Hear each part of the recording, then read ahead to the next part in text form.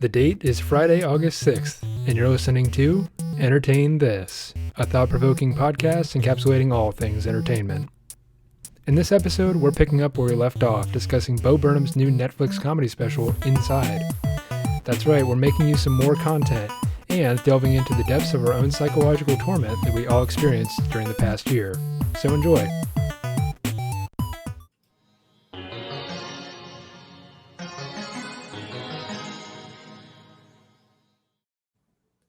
Entertain This.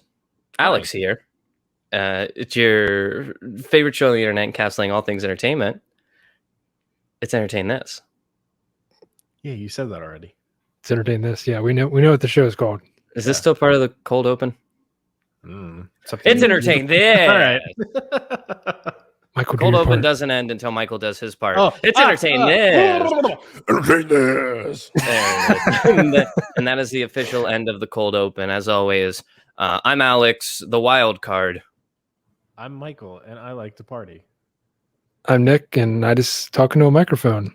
Michael, you don't party. I know that. You don't. I like to party sometimes. You don't party. We like to party.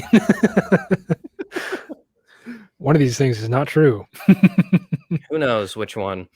As always, it's your favorite time of the week. It's time for you to listen to our sultry voices mansplain to you something that you probably could have figured out on your own. But here we are, three 20-year-old, 20-ish-year-old Caucasian men doing our best out here, trying to be honest, trying to love everyone and one another, and just, generally vibing out and getting it going, getting it happening. This was the actual code open that I was planning, but I kind of lost track of it. So anyway, we're gonna go ahead and get into this. It is the first episode of the month of August.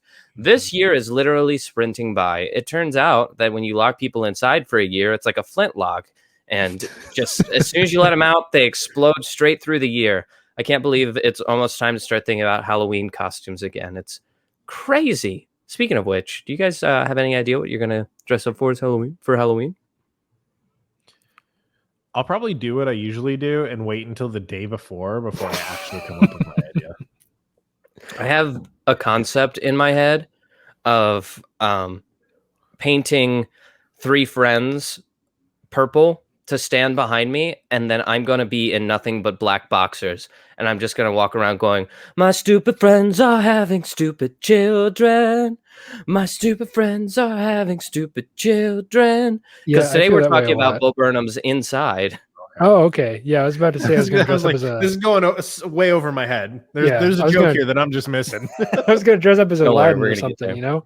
Oh, something kind of that's Middle Eastern. And that's a good joke. I'm not going to skin paint or anything like racist like that, but it's going to feel a we're little going to talk weird. about that today too. It's going to be a little weird. Wow, pretty good. What about you, Michael? What's your Bo Burnham related? What's your Bo Burnham related Halloween costume gonna be? I need a joke. Jeffrey Bezos. Jeffrey Bezos. That's gold. That's absolute gold. Shimmering, shining gold. The last time that I hosted the show, we went over part one of Inside, the new Bo Burnham special. We almost made it to intermission, but we fell just under intermission. So we made it about halfway through. We're going to go ahead and finish that up today. No matter how long it takes, we're getting to the end of the show. Mm-hmm. I have rewatched the last one, or the last half, just so that it's fresh in my mind. Nick has still refused to watch it at all. So that's fun. That's a fun little update. Michael, where are you at with it? I did homework for the first time ever in my life. Wow. Yeah. Look at you. I know. Gold star. I went back and actually watched the last part that I hadn't watched yet. And funnily enough, I ended before the first time, right before intermission. Wow. So you got to watch the part that we'll be talking about today. All of it. So we're going to get right into it. Let's do it. So that's right. I took notes the first time that I was planning this, and I still have that notebook. So luckily we know right where we left off. Very nice. Somebody's trying to prove that they have a large penis. So here's a short little review of what we talked about last time. We talked about songs such as Content, FaceTime with My Mom, How the World Works, A White Woman's Instagram, The Unpaid Intern skit. There he goes again. We get it, man. You don't have to prove it to me. But we also talked about the sexting song. Yes. It isn't sex, it's the next best thing. And then we finished off on the skit where he is holding a knife in his hand and he's thanking you for watching his videos and he hopes that you stay around for more content. And it's vaguely threatening. So if you haven't watched part 1 yet, go ahead and go back. You can hear our conversations on all of those pieces of this beautiful piece of performance art. We're going to move right along, though. The next skit that we see Bo interacting with is he is silently watching with disgust as he projects his old YouTube videos onto the back wall of this little shack that he is, quote unquote, living in. And he looks just absolutely disgusted. And it's clearly from his old YouTube days. And I think what's important is we need to note that there is a very dramatic shift in this series, in this special, where for a while it's having fun and pretending and performing. And yeah, some things are like a little bit deep, but most of it's just making fun of people, things, and making jokes. But from this point on, and especially going into intermission, we are going to see Bo slowly start to fall from grace, quote unquote, and lose himself in not only the art that he's making, but also possibly just the situation that he's locked himself into. And a lot of people credit that as being what makes this special so beautiful and what makes it such an accurate representation of the year that it is based on. Yeah. What are your guys' thoughts? I guess, Nick, you probably haven't seen this skit, but Michael, you saw it. I have. Yeah, I made it to intermission. Yeah. Okay, got you. So then you did see this, and if you guys have been long-term fans of Bo Burnham, then you've probably watched his YouTube videos as I have, and it was actually a familiar video, and I'm sure that you guys remember watching it as I did and being like, "Wow, that's really funny." But then here he is looking at it in disgust. So where are we at with that? Yeah, I don't know. I didn't remember that specific video, but like that whole setup of like his like keyboard with him just kind of sitting there hunched over it was very familiar. And that was immediately just kind of like, oh, hey, what? And then it pops right into intermission. It's just like, oh, no. Yeah. Nick, what are your thoughts? Is this before the song that is problematic, maybe? Correct, it is. Okay, yeah, because we'll get to the song in a minute, I'm sure, but yeah, that was towards the end where I was just like, all right, I'm still vibing, because up until that point, like you said, it was more traditional comedy, in the traditional sense, like people do funny things sometimes. This is a weird situation we're in, and then I think that this is kind of like that point where things get a little serious. He starts having a fireside chat with us, a heart to heart, and that's when I turned off the TV. That's when it got a little too real for Nick. Well, we're gonna force you head into this. So be ready. You brought up problematic in your answer, which is such a great segue because I think the first couple times viewing this, you're just like, okay, well, he's disgusted with himself. He thinks he's sold out. This is maybe about like his starts and his desperation to try to be famous. But I see it more as a moment of self-reflection. He is looking back at his former self. And he actually addresses this face on in Problematic, the song that's coming up. There are a lot of people who have criticisms about Bo Burnham. There are a lot of people who gave up on Bo Burnham after his first special and just consider him to be an insensitive asshole who will make a joke out of anything. He has a famous line. This is going to be a trigger warning for anyone. So just be warned, this line is not okay. And I think his song Problematic kind of addresses that. But he has a song called Ironic, and there's a line in it called, I always used to cry when I laughed, but then I was raped by a clown. And that's rough. Mm. Now, people have from that point on kind of been like, fuck Bo Burnham, and understandably so. Now, where we stand on that, we don't have to get into. I'm not looking to cancel anybody on this podcast, and I don't think I would have to.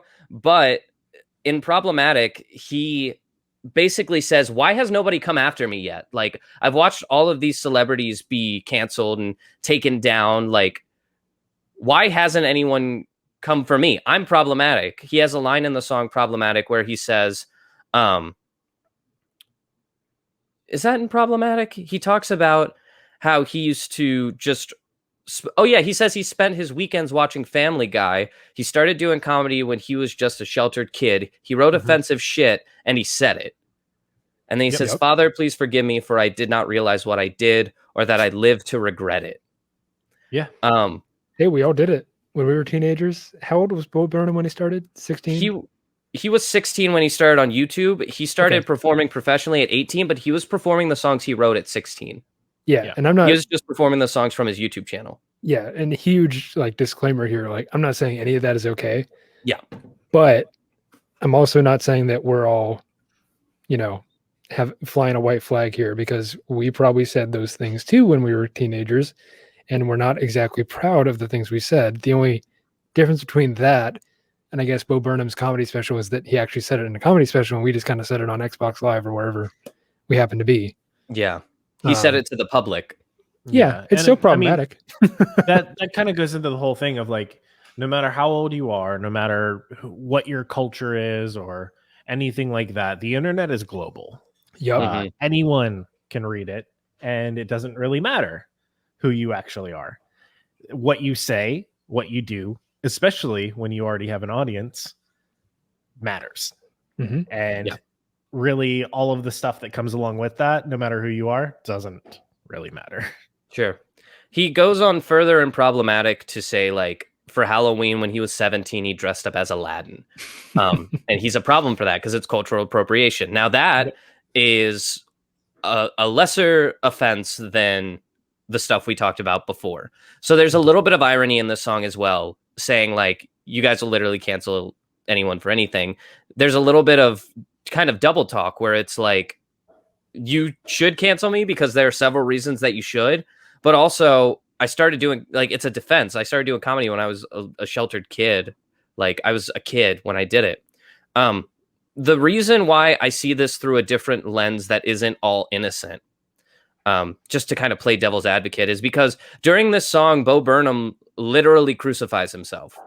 Yeah, I was going to say there's a lot of biblical things going on there. With the lights that he has, he closes the shutters to make a cross, and he's sweaty and working out, so he looks like Jesus on the cross. He does. And during that transition, he's saying, and I'm really fucking sorry.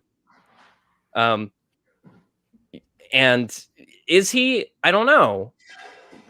But it's kind of for all of us to read into. What do you guys think? I thought it genuinely was hey, I've learned better now. Okay. I'm genuinely sorry.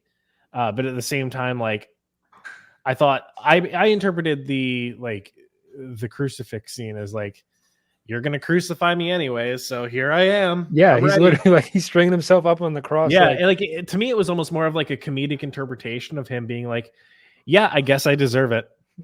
Yeah. Yeah. I think that this song is mostly about here's everything. It's almost like that rap from 8 Mile where Eminem's here are the several things you're going to bring up in this rap battle against me. Now, what do you have left to say? And then the other rapper's literally, that's all my material. You just trashed yourself on stage and now I have nothing. But Bo does it in a way where it's yeah, I did all this stuff, but I'm sorry about it. Is it really worth crucifying me over? Yeah. After I said all this, he's owning up to it, I think. And I'm not saying that completely absolves you of your sins, but it's a way of taking away ammunition from people that might use it to attack you. So let's conclude Problematic with asking the big question. Do you guys think Bo Burnham, knowing his past and knowing this special, do you think that Bo Burnham deserves to be canceled? No. No, I don't think either. So. I don't either. But there's an argument to be made out there that he should be. And I understand and if you want to cancel argument. him, go for it. He's giving you the ammunition. He's put it up on a screen. He's like, hey guys, I said all this. It's out on YouTube. Go find it. But I've owned up to it before you can attack me. And I think that for that reason, he can't be canceled. Because it's like, go ahead, like point it out. Say this thing he did. It's not shocking. He literally just wrote about it in this special. Yeah. I don't know. It's not specifically for me that he like owns up to it per se, but I think it's because like despite like his every like intention maybe with like within the song, like, and especially within the visuals, because like even before the crucifix scene, the entire visuals are essentially him as like an Abercrombie model. It's like an 80s workout thing. That's what I thought. It's a mix between like an 80s workout thing, and then it's like scenes like close up of him like on his abs. Well, let's break that down. What is working out? It's self-improvement. Yeah, exactly. It's a little bit of self-sacrifice, I guess. Yeah. I'm not going to say that's like crucifying, but self-sacrifice is interesting, but I think self-improvement is kind of what he's going for. No pain, no gain, you know? And I think because of that, like, to me, I think he can't be canceled for it because it genuinely seems like he's sorry for it and he knows it was wrong. Yeah, but he's also confronting it in a comedic way because that's how he's handling it. Yeah, right. He's saying I'm sorry with a smile on his face. Yeah, and I mean, like from the get-go that we kind of discussed in part 1, like all of this horrible shit that he's going through and trying to cope with, he's trying to cope with it through comedy. Correct. Mm-hmm. And that is the takeaway. Yep. So let's talk about my favorite song. Jeff personally. Bezos. No, sorry. No, but you're close. My favorite song throughout this is 30. So we see Bo Burnham sitting in a dark room, and he talks about how he wanted to have this done in like 3 months, but he ended up working on it for a little bit over a year. And he said, I did not expect to be working on this when I was about to turn 30. And it's like, oh shit, Bo Burnham's 30. Like, we're all getting old. And it's that like realization that you get set into as you're going into this next song. But before then, he's sitting in front of a digital clock, and it's at 11:59, and you get to watch him turn 30. 30. Now, it's depressing because it's going to hit home with those people who had birthdays during the quarantine. And it's like, this is a huge birthday. The 30th is a big birthday. And he does it alone, sitting in the dark in this creepy, dirty room.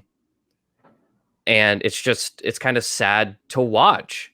But he immediately goes into a kind of upbeat song, like, that talks about turning 30 and how his life has flown by and now everything is different and he's still the same. And he talks about how like he'll give it another 10, but in 2030 when he turns 40, he's going to kill himself then, is exactly what he says. Yeah. Is that the old I'm not here for a long time, I'm here for a good time type of thing? Or no, I think that he's not being necessarily serious, but in the character he's playing, I think that he is being genuine. Yeah. I don't know. It's seeing as I just suffered a birthday myself. Sure did. I suffered one. I didn't celebrate it. But it's just like, it's one of those, it's a milestone birthday, but I don't know. It is kind of sad to celebrate it alone. Mm-hmm. I mean, years are just arbitrary things to begin with, but because we put so much meaning on like intervals of 10, intervals of like your 21st, your 25th, and then 30, that's like, you're finally not a young adult, you're just regular ass adult. So one line from that song that I wanted to bring up is, I think you probably did in the beginning, but your stupid friends are having stupid children. Yeah. That resonated a little too hard with me because they're out there, they're doing it. And I don't want to see pictures of your kids. So stop posting them. Because it makes you feel old. It does. It's like, oh, you get up every day and you have like the Mr. Krabs thing. Oh, yeah. When you're old. What I love about this, just if we can speak less from a meaning and more from just a technical analysis, the lighting in this song is so good. He somehow single-handedly accomplished the effect of a Greek choir, which is mind-blowing, and I have so much respect for Bo and his technical talents, especially in this special that he kind of single-handedly produced. Michael, do you have anything on 30? Too Michael, real. are you 30? Too real. Too real. Michael, yet. you're the old boy of all of us, aren't you? I think I'm barely a little bit older than Nick, but yeah. But almost there. But yeah, no, it's one of those things where like like you said, Nick, it's the stupid friends having stupid kids. Like stop having kids, you guys. Stop. Yeah, where it was just like, as a person who like just got engaged at 27, where I feel like I'm behind the 8 ball, like for all of my friends, especially like when you take like all of the people I knew from high school, it's just kind of like, I remember 3 years ago, like looking at like Instagram stuff, people posting pictures of their babies, just being like, now you're tied down. Like now, like look at all this money you have to spend on this child now. I get to go live my life free. And it's like, I didn't. Like I'm still here, right? Sitting at home. I'm still here doing my 9-to-5 shit. You know, I'm on that grind though.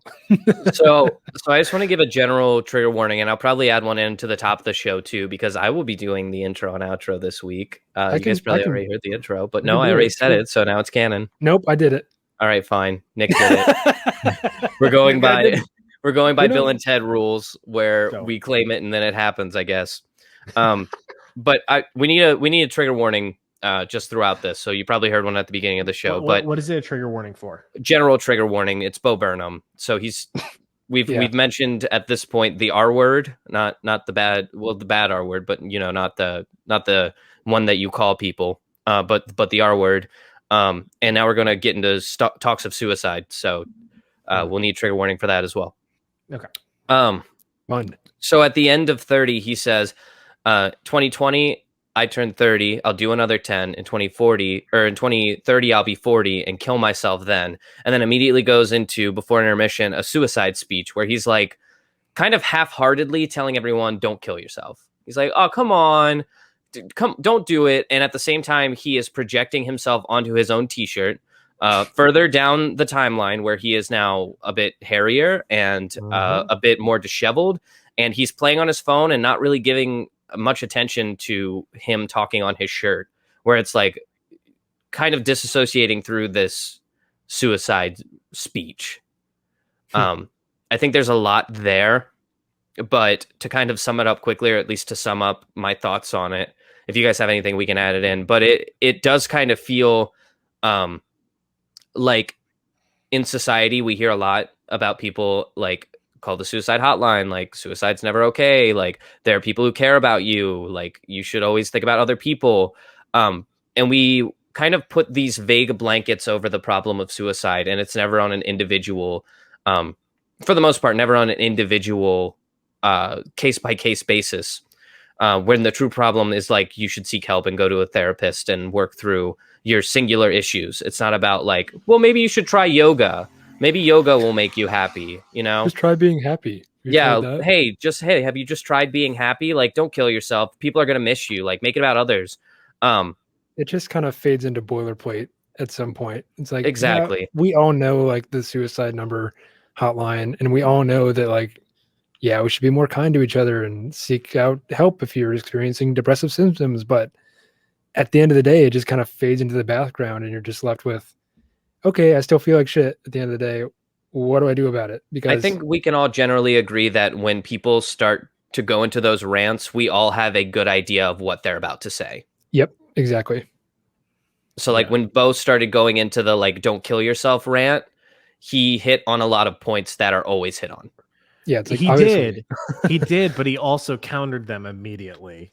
Which, because he also didn't believe it. He was playing the part of like an honest person giving that suicide warning. Right. Yeah. Where it's like, I mean it, but you know, I don't know. Like the one that got me was like you have people that love you. Well, and he's like, well, that's not true. Maybe you do. I don't really know. You people who could love you. Like, and he's like, I had someone close to me kill themselves, and that was and it sucked. Yeah, so don't do it. You know. After that, we go into intermission, where he literally cleans your screen. through intermission, he like squirts down your screen. He wipes it down with like a glass cleaner.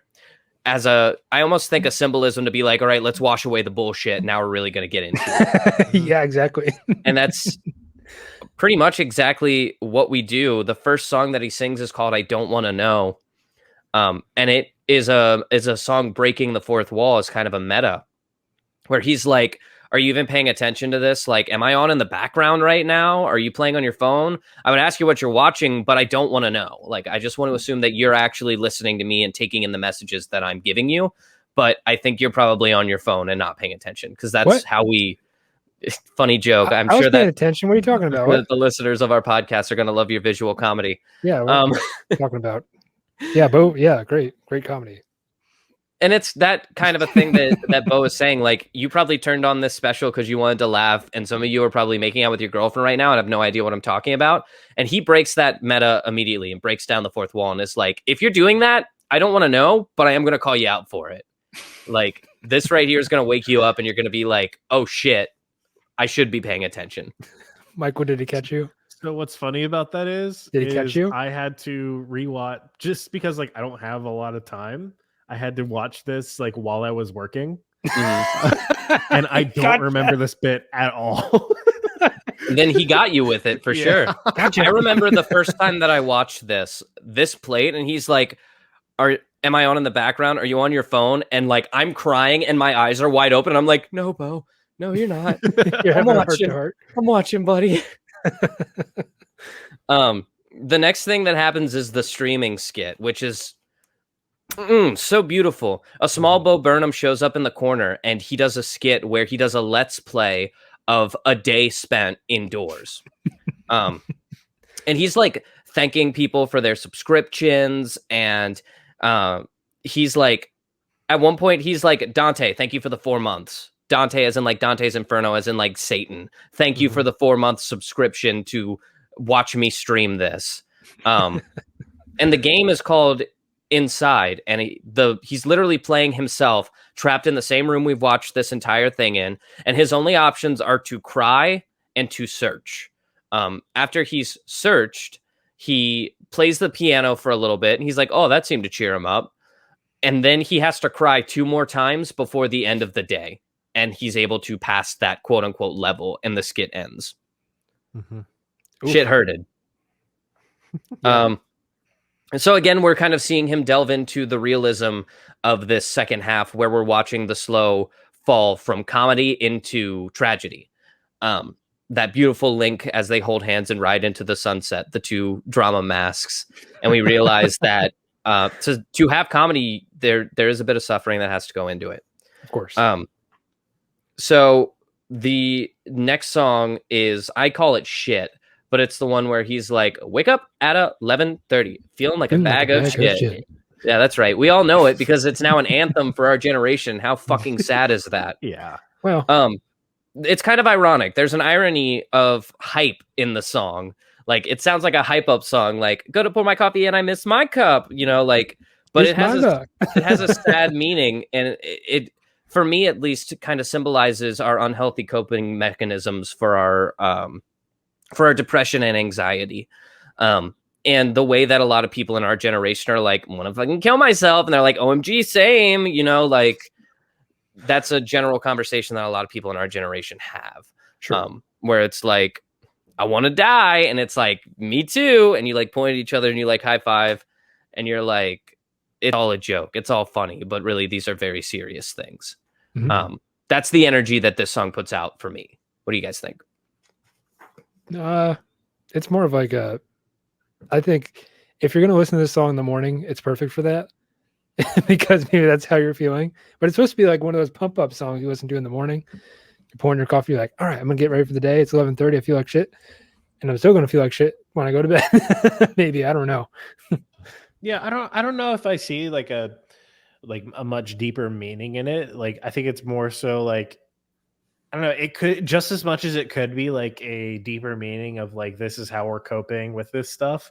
Like, I also think that it's also just kind of really leaning into that like generational humor of like, yep, feeling like I'm gonna die today. All right. Like, and it's just done very well in Bo's way. I want to talk about the tech behind this song as well, because he plays with lights a lot, as he did in 30, and I love it when he does this. But there are kind of hype singers in the background, so he's like, wake up at 11:30 feeling like a bag of shit. Oh no, all my clothes are dirty and I'm smelling like a bag of shit. When like there are those pauses where the backup singers are like, oh, Bo turns off the fun lights and just turns on one singular red spotlight that shines on his face, and he is just illuminated in like darkness and sadness for that moment, and then immediately goes back to the happy again. Because he likes to play with these technical things as well to kind of push his point home of what he's trying to address. I just really love it. Visually, it is a very impressive show. And Nick, you should watch the second half. Anyway, let's keep going. Okay, geez, I will, geez. He next talks about his ATL, or his emotional status being at an all-time low. And this actually triggers another song, but it feels almost unneeded or inadvertent, almost as though this need to sing and write these funny songs is starting to torture him. He says, sometimes I just, I get this feeling in my body way down deep inside me, that. And I think that's more of a narrative tool where it's like, yeah, this is still funny. I'm still going to write these funny songs, but you know what this is. And spinning that right off of like the shit song just hits so hard. You know what I mean? Mm-hmm. Yeah. This song also went viral on TikTok. So the greatest irony in the world is that life truly does interpret art, and vice versa. So next is a very famous song from this special, and it's "Welcome to the Internet." Ooh. This is a banger. This song is a banger with such deep and terrible messages hidden within it. And the song sort of explains itself. It is very straightforward in characterizing and humanizing the internet as this being of knowledge and entertainment that will at some points make you really happy, and at some points be used as a weapon that will make you really sad, or it can be used to make other people happy, or to completely depress and ostracize other people. And throughout it, he talks about how the internet started as this innocent thing, but the plan was always to make it this powerful device that can be used for all of these terrible things. And slowly, as he goes on, the internet goes mad with maybe power or insanity, because it just has changed so much and has become this very dangerous tool. What are you guys' thoughts? Michael, I'm interested to hear what you think as a web developer. Your job is the internet. Yeah. What are your opinions on the internet as a concept, and You're how does part of this the song problem, relate to it? Michael. I wouldn't say that. So he's not. For me, it's one of those things where, like, at first, like in my first like year or two of being a web developer, like it feels like this giant plane where like everybody is creating really cool stuff. There's all these awesome products, and it, as time goes on, like, and as you start working more and more, like, yeah, that is still there, but at the same time you start to realize how much responsibility there is to like creating good environments around what you make. Mm-hmm. And creating products that don't contribute to other parts of society that are going to do harm to actual people. Mm-hmm. And that is something that I wish I could say is something that's like a universal thought around like the web as a whole, but it's clearly not. Mm-hmm. No, it's tricky. Yeah, and like there's tons and tons of people who use the internet like just to make money, whether that's like in a good way or a bad way. Like there's plenty of people who use it just to further their own goals, and it's just like, speaking of making money, this episode of Entertain This is brought to you by, I'm just kidding. Go ahead. Oh no, he's doing it. But yeah, like from my side, it's one of those things where it's like there's just so much responsibility on the creators to do more. Yeah. we're in a place right now on the internet as a society. I guess the internet counts as its own society. It's the fifth dimension, where there's just so much like polarization and toxicity that has been allowed to run rampant for 20 some odd years now. 4chan existed for far longer than it should have. Yeah, and it still exists. Well, that's sad. I was just on there today. It's one of those things where it's like, of course you were. It's one of those things where it's like, on one hand, in order to have the planescape of being able to have these awesome creative products, we need to allow the freedom that people currently have to just kind of put anything on the internet. Right. But clearly has its downsides. Yeah.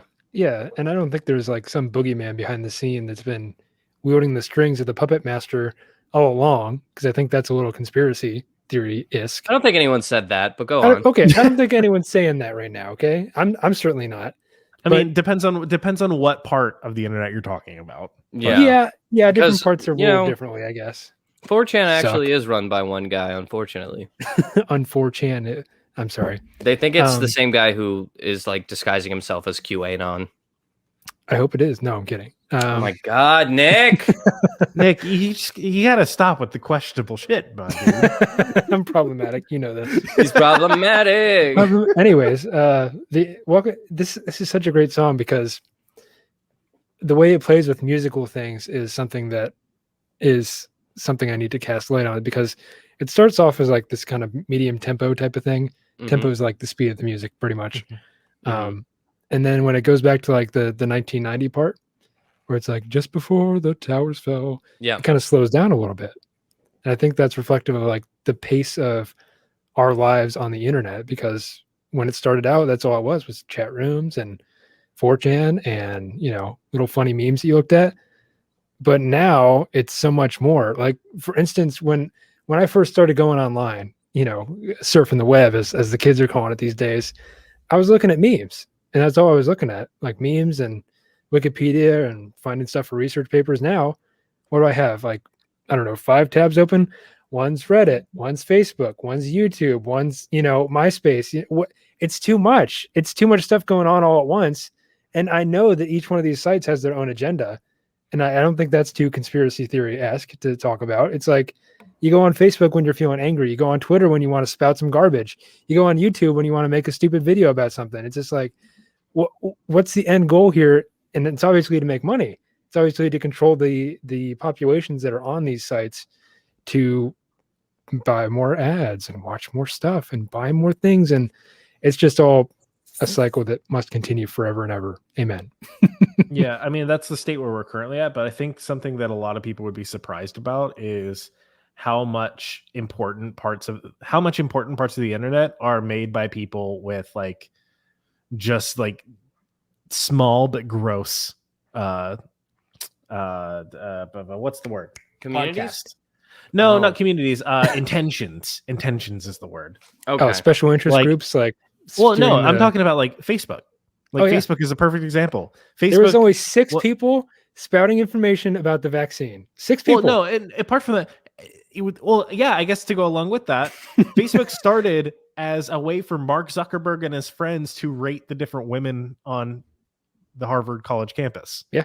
And so now it's like something that started with this already gross like intention that then was just like, oh, I guess this can be a lot more, but those gross intentions now just evolved.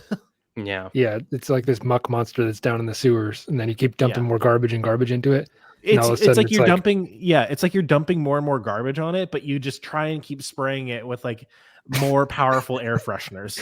I think it's a lot. Stay back. Yeah. I think that it's a lot like the oceans right now, because we clean up parts of it. Like there are parts that are safe. There are parts that are better. And people love those parts. But then the garbage keeps coming. So we have to keep cleaning up other parts. And then these parts get covered in sludge and disgust.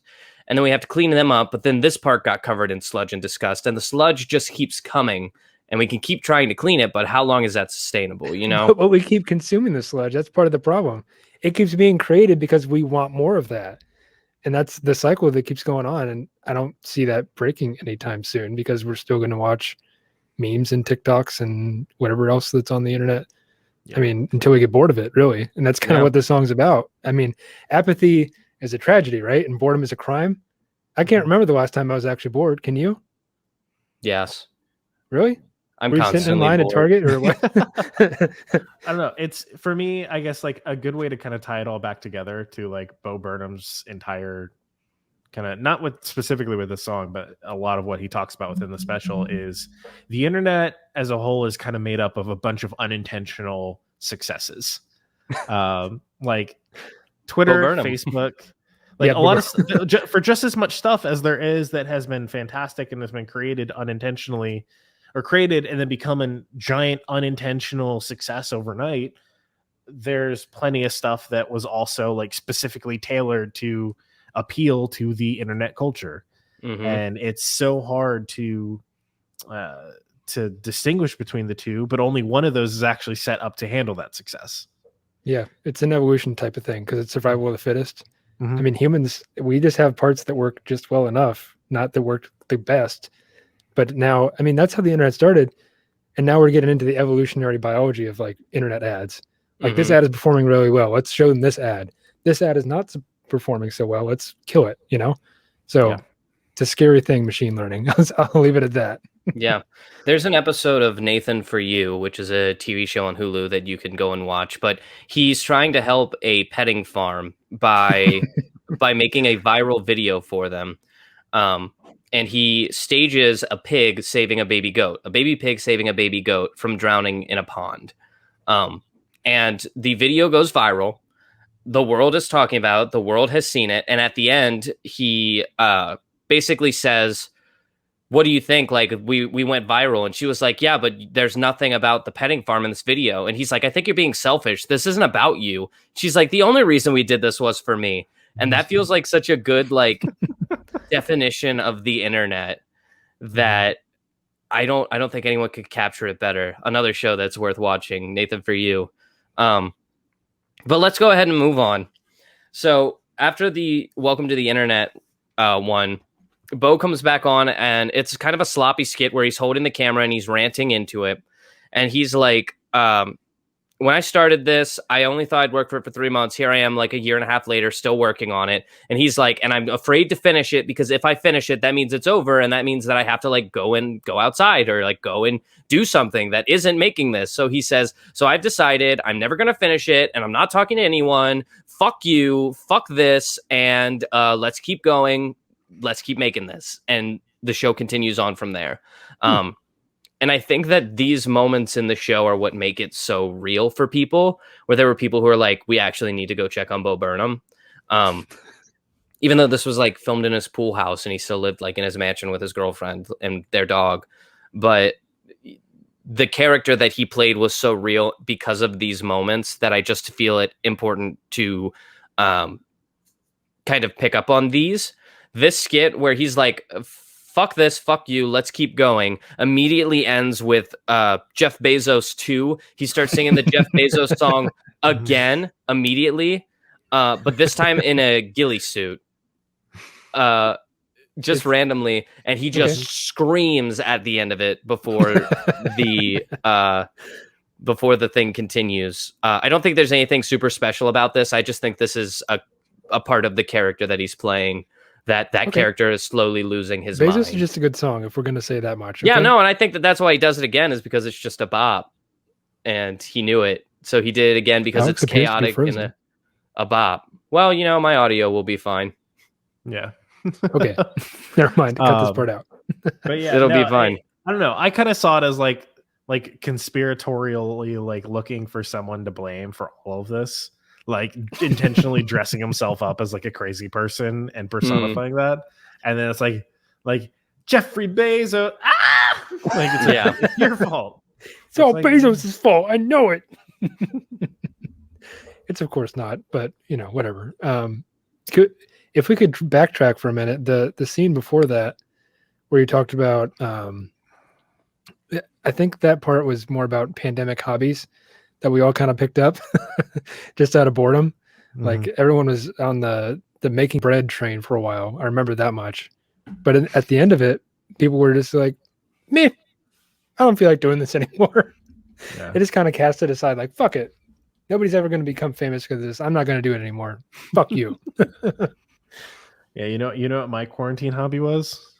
Podcasting, but also just eating a shit ton of food. I gained a lot of weight. Yeah, I'm not afraid to say it. I'm still trying to lose that weight. Yeah, it'd be like that. So let's jump back in at, so he does the Jeffrey Bezos rant in the ghillie suit, and I think that, like I said, I think this is a character reveal, kind of giving you more information that Bo is slowly losing his mind trapped indoors. Yes. The next skit, we literally hear people clapping, and Bo go from like frowning and upset to hearing the clapping and like looking up and looking around like he's sitting in front of an audience, and then getting super, super happy to kind of show like the clapping's not really there, but Bo hears it because he's losing his goddamn mind. Okay. It goes into a kind of stand-up comedy routine, where he goes into what he's learned while in quarantine. And one of the things that he says during this rant really hit home for me. And I'm going to not quote it directly, but the kind of vibe of it is he's learned that the real world is more like a coal mine. You need to suit up, go out, get the necessary materials, come back, and then return to the real, he says, the much more real digital world, where basically you're on the internet and you're talking to people on the internet and you don't come in contact with others. This is safe. This is how life should be, is what he's saying. It's of course sarcastic and ironic, but it does have something to be said about people who, let's go with influencers for a moment, who go out to a fancy restaurant just so that they can take a picture of their food and post it on Instagram so that they can get all the likes, and then they go back home and that's all they do. They're so focused on the digital scape that they lose track of actually enjoying what they're doing. Yeah, we've all been there. Luckily, the medium that we have chose is one where we sit down once a week and then we have to spend the rest of the week out there in the world, or we can't talk for the hour that we're supposed to each week. It's interesting because I know a lot of people, especially during the pandemic, did live their lives online almost completely and only went outside for essential stuff like food. And they did have to suit up. They had to wear a mask. And guess what? Now you have to wear a mask again, apparently. So that'll be a fun return to normalcy. So the next song that he sings is That Funny Feeling. He starts it out like he's sitting at a campfire with a bunch of his friends, and he apologizes because he says he can't really play guitar nor sing, which we all know is a lie. But as he gets into it, we realize that this song is a softcore encapsulation of anxiety and depression. Chloe had an interesting take on it where she was talking more about how this could be relating to suicide yet again, in saying that funny feeling is the feeling of just wanting to end it all. This song heavily relies on the apocalypse, or basically the apocalypse coming on. And the reason I say that is because it ends in a sort of bridge that it's like, hey, what can we say?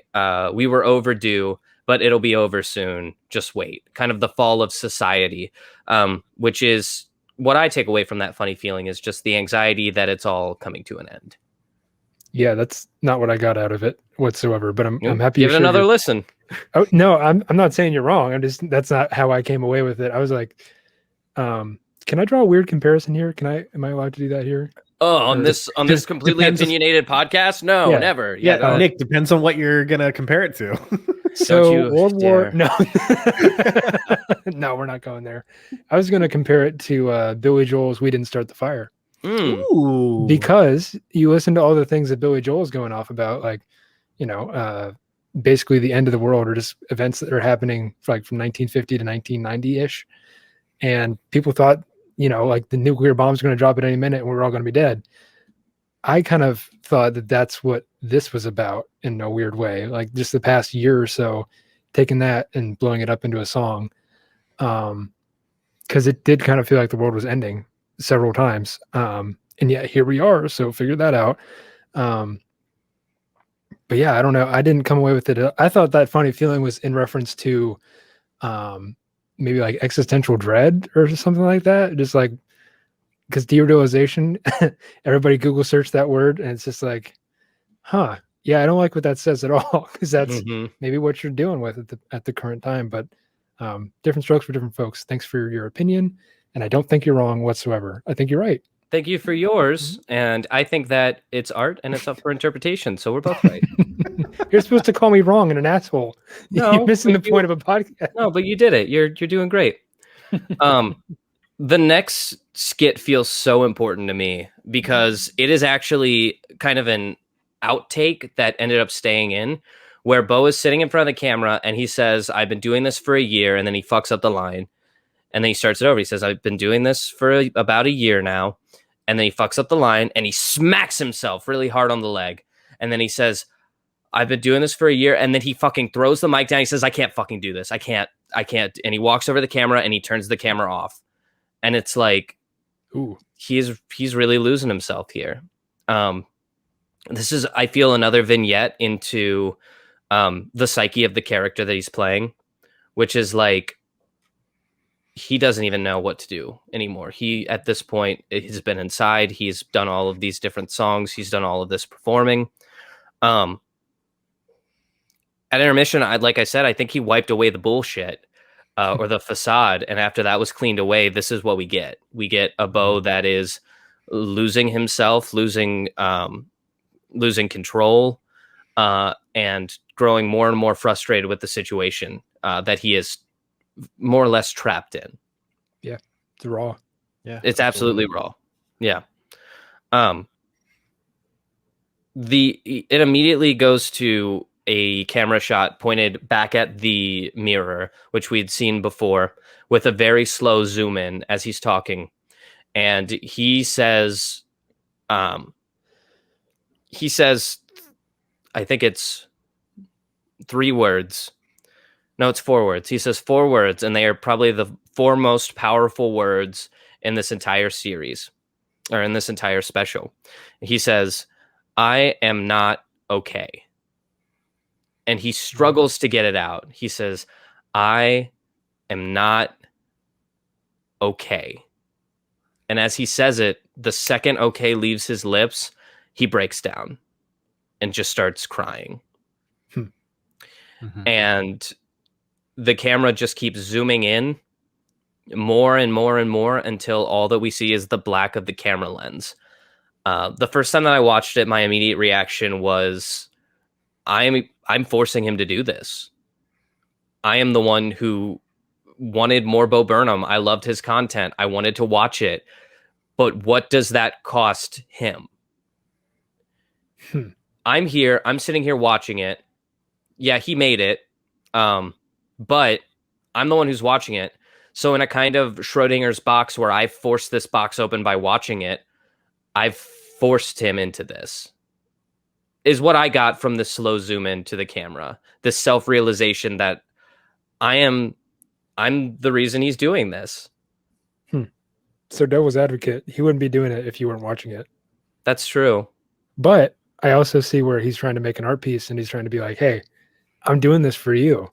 At the very beginning, he starts off the first song like, I'm making some content. Here it comes. Mm-hmm.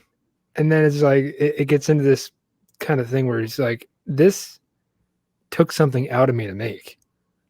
I don't know why you're watching this. Why do you want to watch me hurt myself? And I think it's written that way for us to be like, why are we watching this? Because as much as this is about solitude and being trapped inside in a year of COVID, we've had a lot of songs that have referenced that. Sure. This, I don't feel like is in reference to that. Though I do feel like being trapped inside probably has led him to this position. This feels like a culmination of a lot of things that Bo Burnham has been dealing with for a very long time. Mm-hmm. That maybe have been triggered by the situation that he's been placed in. Yeah, yeah, kind of destabilize things. Yeah, because a lot of the idea is like he can't distract himself anymore. Ooh, he's got to deal with it. He's got to lock himself in a room and fight himself in a way. Yeah. And it's Michael, you said that and it kind of lit me up because it's in a mirror. This shot is in a mirror. He's looking at himself. Oh. Wow. Especially after Googling derealization, it's like, look at yourself in the mirror and tell yourself, like, I am not okay. Yeah. No, and like in the therapy process and the getting better process, like that is one of the most important steps. Because like just as much as you can joke around about like you're like, haha, I'm depressed, this sucks, like it's not until you have that like very real moment of self-reflection and realization of being able to tell yourself on a very real level, like, yeah, no, I'm not okay. Yeah. Or something's wrong. That's another thing you can say. Yeah. Something's wrong with me. And that is kind of this journey that Bo's taking us on. Yeah.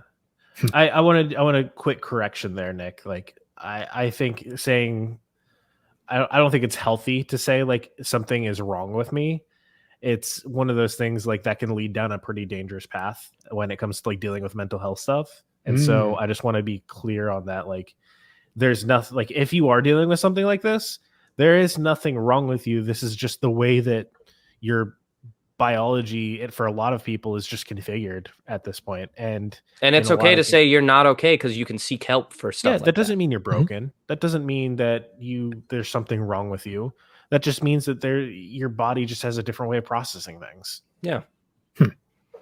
Well said. So let's talk about now. Bo Burnham has quote unquote broke the fourth wall a lot, but I think that this previous thing that we've just talked about, especially going into this song, is so powerful. It's called "All Eyes on Me," and it's more of like a Kanye rant. Is kind of what it feels like, but there's this vibe about it that's very professional as he's like projecting himself on the wall behind him and he's just like jamming out and you're like, okay, this is a musician. Like we know Bo, like he's just jamming. He's like feeling himself. And he talks about like how at the beginning of 2020 in January, he finally felt like he was starting to get better after he had quit comedy for so long. He had taken the steps and he wanted to start performing again. And then the pandemic immediately locked him inside and took away all of that progress that he had made. Which is, terrible and very sad. But then he says he's like, everybody stand up like Kanye would, like everybody stand up. And then put your hands up. The fuck up. And then he comes over and he picks up the camera. And he shows so much in picking up that camera that I feel defines the experience of this not series. It's a special, yeah. It's very special. Yeah. Sorry. It's just, this is such a powerful moment because he shows us the room that he's filming in. He shows the wires and the garbage on the ground. And he shows us that he's singing to nobody. He shows us that he's alone in this room and that when he turns off the camera, he'll be alone in this room again. He's not talking to anyone. There's no one to stand up. There's no one to clap. There's no one to hear him. He films from the waist up, but we find out he's not wearing pants. And it's just this moment of this guy who you're idolizing and you see as like this star, this celebrity. This is him. This is where he's at right now. So he drops the camera at the end of it and it clatters to the ground and that's it. That's not the special, of course, but that's it from that song. And that moment is just like, hey, welcome to what this is. It's just me. Hey, and it's at the end of the day. Yeah. It's as sad as you feel like it is. Yeah. Yeah. Who wants to make art that's nobody going to see? Yeah. Did I say that right? Yeah. Who wants to make art that nobody's going to see? Yeah, that's it. Because I certainly don't. Is this the song? I don't remember exactly. Is this the song where he talks about like, yeah, you try and tell a joke when there's nobody there to laugh at it? That's the next song coming up. It's called Goodbye. Ooh. And Goodbye is a song that actually he starts filming at the beginning of this. He says potential ending song, take one. And he is in his black shirt from the beginning. He's shaved and his hair slicked back. And at first, when I watched this for the first time, I was like, oh, Bo like went and got a haircut. Like he's taking care of himself again. He's like, okay, this is the end. We made it through it. Time to go back to normal. No, he filmed that at the beginning because he wants you to see how far he's fallen since then.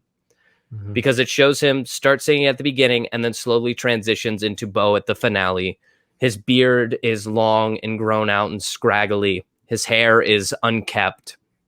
He's wearing a white t-shirt that is stained and wrinkled. And he's just singing goodbye. Like, this is it. Like, I hope that you're satisfied with what you got, because this is what it is.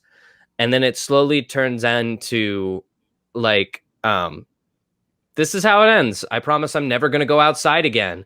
Like, I don't need it. And then he starts to call out the audience, like, it's almost over. I hope that you enjoyed it. This is what it is. And then he rebuttals some of the stuff that he said at the beginning about if you're trapped in a house that's full of smoke, don't panic. Call me and I'll tell you a joke. And it's like, oh, that's funny because it's like comedy can't really help you right now. But then he's calling out to the audience, like, if I get trapped in a house that's full of smoke, let me call you because I'll need you to tell me a joke. It's like, I'll need you to make me laugh in the moments that I am down, I'm upset, I'm sad. And he turns those lyrics completely on their head to have a different meaning where it's like, yeah, I know I can't do anything for you, but then it's like the realization, like, you guys do so much for me. And you have to do something for me. And I need you guys to do this. Maybe not you guys being the audience, but the people he loves and the people he cares about, the people who he actually would call and have them tell him a joke. And the special ends. That's it. He goes outside. He finally opens the door. And when he gets outside, people are laughing. Yeah. As a spotlight shines on him. And he desperately attempts to go back inside after going through this.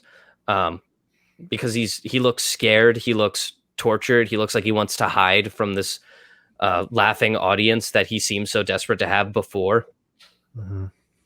And he can't get back inside. The door's locked behind him and he just collapses to the ground as the laughter swells. And we slowly see that he is projecting this image onto the back wall. He's actually still trapped inside, much as he was watching his YouTube videos. And he laughs at himself. He joins in at his own torture and just starts laughing. And it fades to black. So what do we take away from that? I had a few takeaways. What's even real anymore? That's the first question. So at first, like when I saw it, I initially thought like, oh, okay, this is him kind of like giving us all permission to laugh at his misery, like making this still like a comedy special. But then the more I thought about it, the more I thought about like the look that he had while he was smiling. And it's kind of like, it's this very like sadistic, like finally, like, and it was just kind of like looking at himself in almost like an evil way to finally accept that this is where he is and this is where he has to be. Like he has to stay inside. And now he is happily stuck here, but because of not good reasons. Yeah. What I took away from it was, if you want to sum up the entire series, you can pretty much, or I said series again, but special, you can pretty much sum it up from these last few clips. Because after making this and being this vulnerable on camera, I'm sure he had a moment where he was like, I can't put this out. If I put this out, like, what's it going to do to me? And it is kind of that fear of opening up, going back into society, having to deal with all of that pressure again that is put on you, and realizing that you can't go back. You can't take back this special once you send it out. And then finally watching it, he's now watching the special at the end. It's the final product premiering up on the wall for him to watch. And that sadistic look is like, well, what are you going to do? It's comedy. But you're left feeling kind of shitty about it. Like, yeah, I watched it. I enjoyed it. But from what Bo looks like right here, it doesn't look like he enjoyed it. Yeah. Isn't that kind of art in a nutshell, too? That is what separates this from a comedy special in my eyes. It is art. This is 100% art. Yes. Yes, exactly. Let's do final feelings on our overall vibe from inside. I have watched this special at least in the teens because it resonates so well with things that maybe we're not comfortable talking about, or situations that we all feel like we're in but don't have the confirmation, so we all still kind of feel alone even though it feels like we're all going through it. Bo takes those things and makes them real for everyone.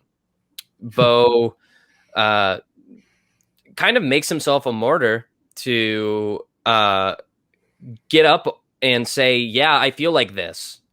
And I'm thinking you do too. And yeah, I worry about this. This gives me anxiety. The internet gives me anxiety.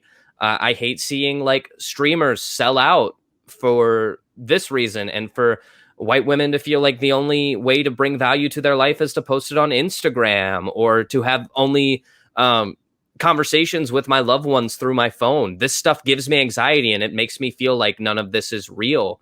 And that's how I've been trapped for the last year. And I don't know what it's going to be like when I go back into society, but I'm afraid.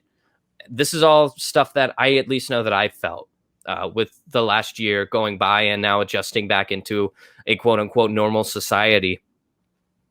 And I think that in any other attempt to do this, it would feel fake. It would feel plastic. It would feel insincere.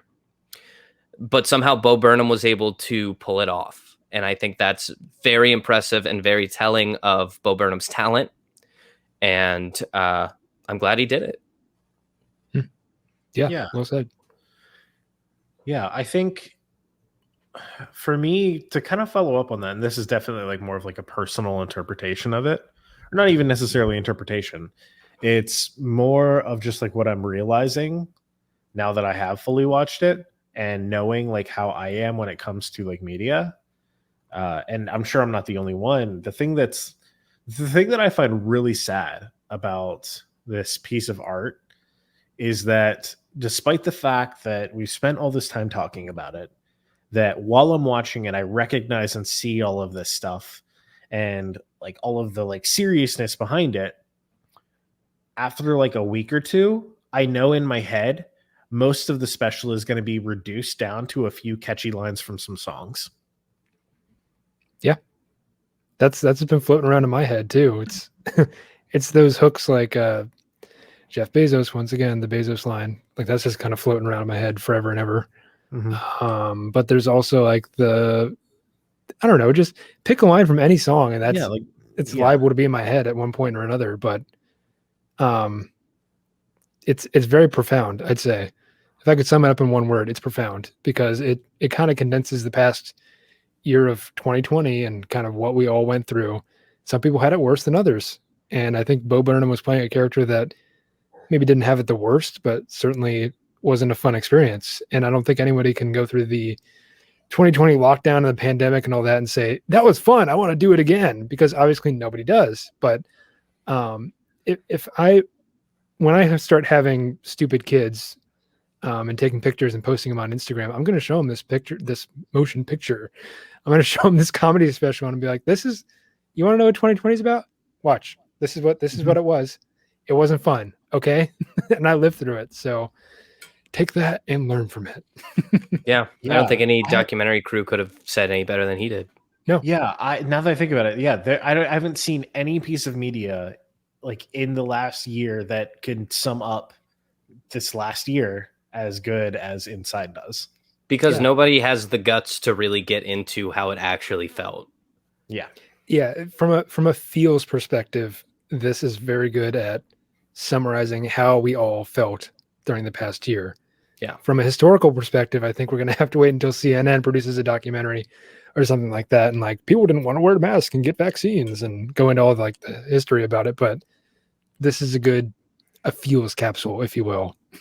Yeah.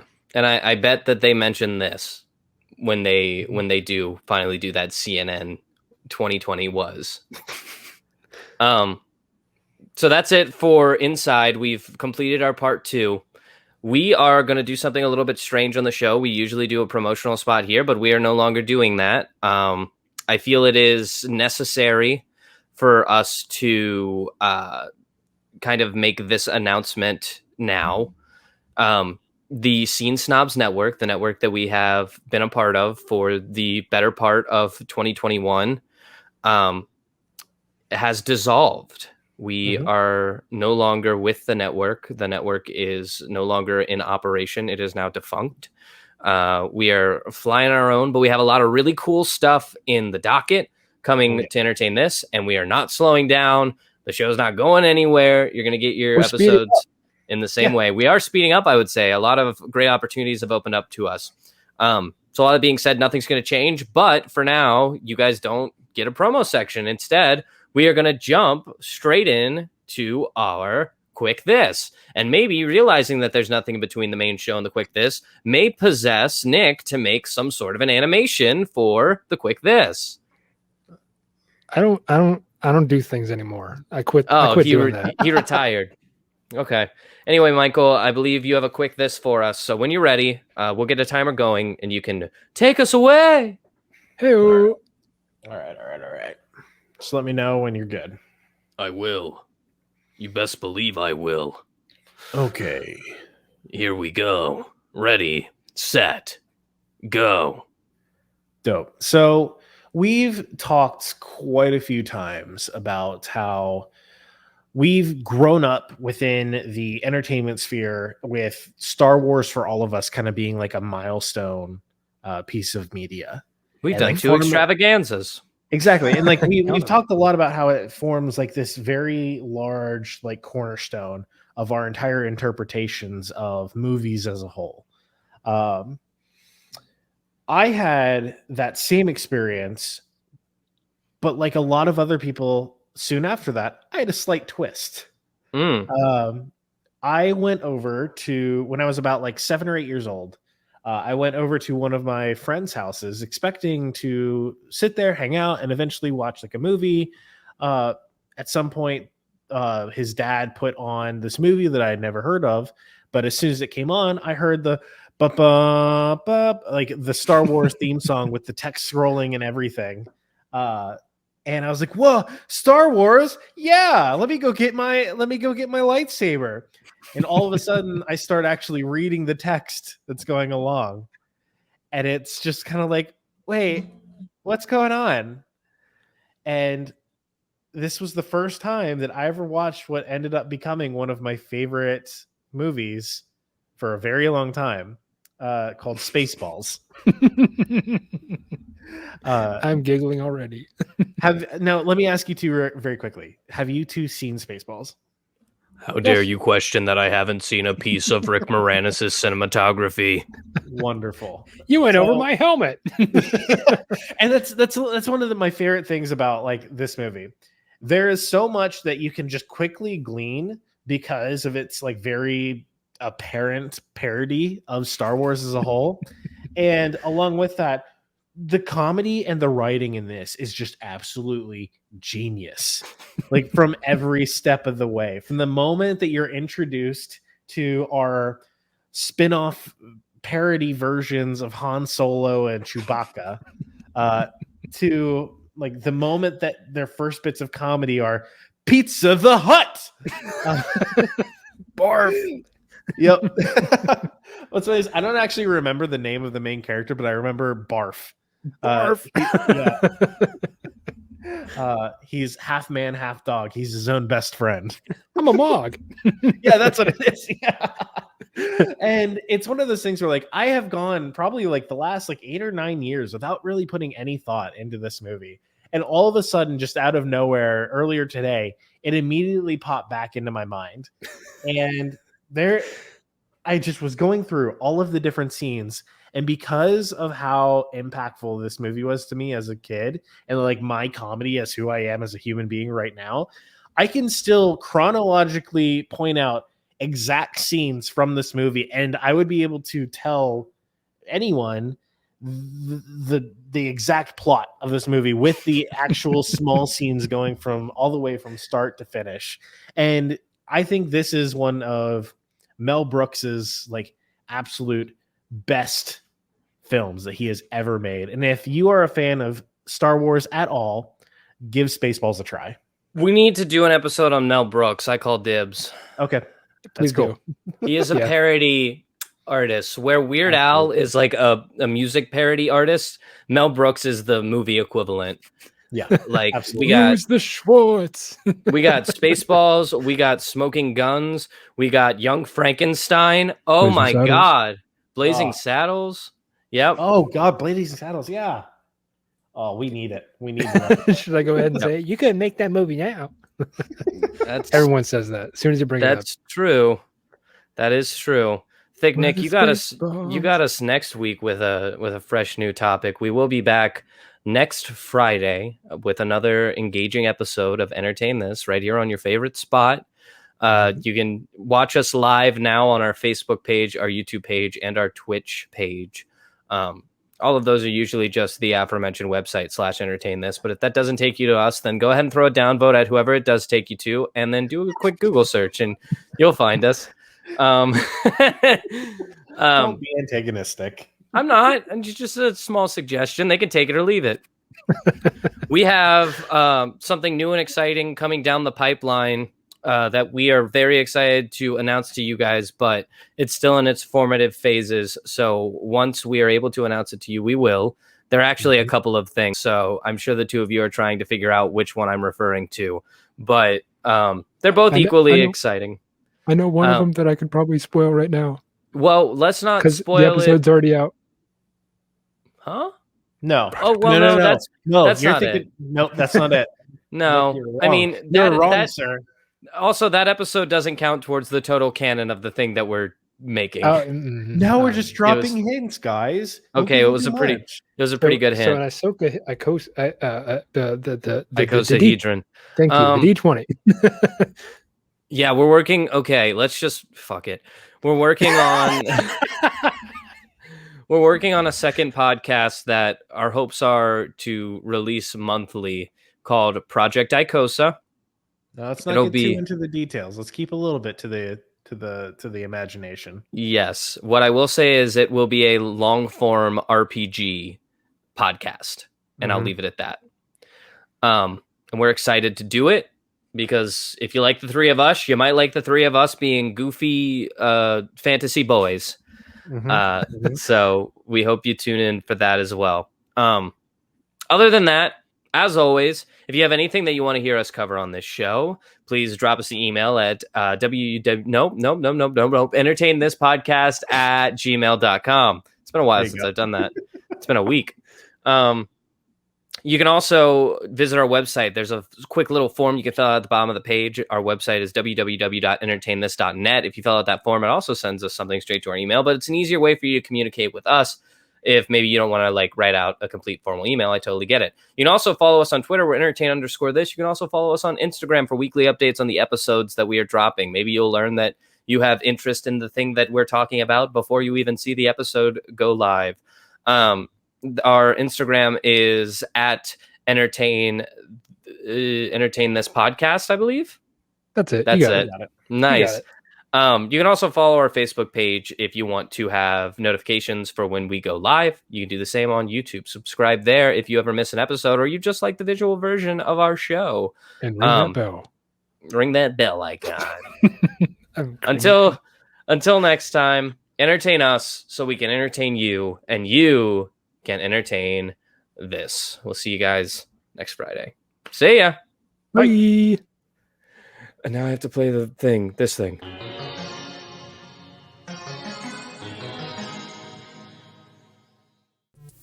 This episode of Entertain This was written by Alex Steele, with additional commentary from Nick Mustakangas and Michael Savoya. Our showrunner and resident fact checker is Chloe Price. Our theme music is Rush Bubble by Aaron Spencer, with additional interstitial music by DJW. Tune in every Friday for new episodes, and thanks for listening.